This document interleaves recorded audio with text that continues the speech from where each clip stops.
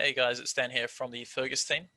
Recently, we've had a lot of people asking how we can create a contact tracking form using Fergus's new custom forms feature. So that's exactly what I'm going to demonstrate today.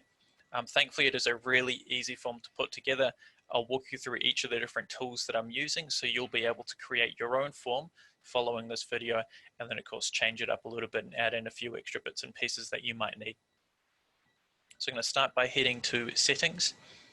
Now, if you don't already have custom forms enabled on your account, you'll want to first head to billing and make sure that has been enabled. If you get stuck, get in touch with the support team and we'll be able to walk you through what's missing there.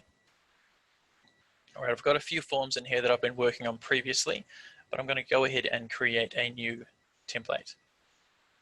Start off with a title.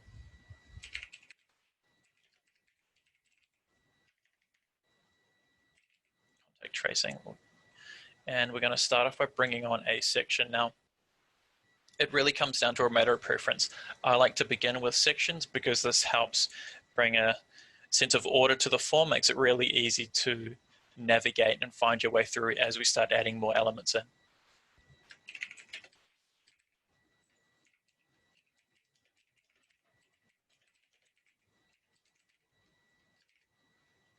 All right, neat. I'm going to start by bringing on a few short texts and a date input there. All right, so as default, when we drag in an element, Fergus will assume that this will be a full size element spanning the whole page. What I'm going to do is select this element and turn this into a half size over here on the right. I'm going to do the same for each of these. You notice there is an option for a third size as well. For this form, I'm going to stick to half. All right, so I've got 4 elements here. These are all, I've got 3 short text elements, and I also have a date field here. I'm going to grab each of these elements with a little arrow icon on the top left and drag these up. You'll see that they are snapping inwards to the right, and that means that they are inside of this section. So if I click the little arrow here, you notice that these 3 elements are hidden, they're collapsed, whereas this element remains out in the open. However, I'm going to bring that up here as well. All right.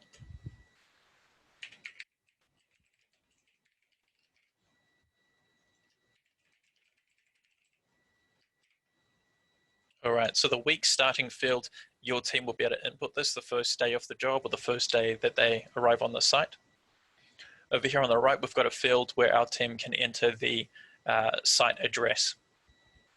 However, that's a little tedious. We don't need you guys to be wasting time on that. So what we're going to do instead is use a system tag.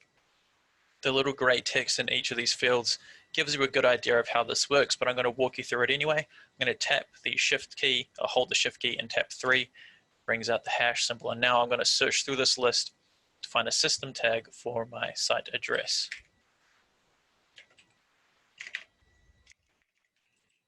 Just going to search through site physical address, click that, easy. This purple text means when I bring this form onto a job, Fergus will pull the site's physical address and automatically load that into this field. It saves your team time when it comes to filling out the form, and it saves your admin team time as well. All right, week starting, worksite address. I'm going to go ahead and label these the different days of the week. Looks like I should have brought out a few more of these. So I got one for Wednesday, Thursday, Friday, Saturday, Sunday. I'm going to set these all to be half size as well.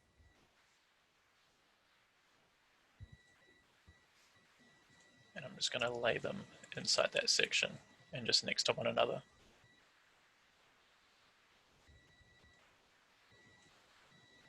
Monday, Tuesday.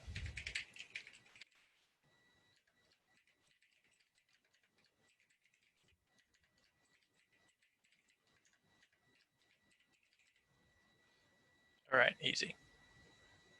I'm going to drop a divider in here just because it's going to help separate this next field, and I will load in a signature capture.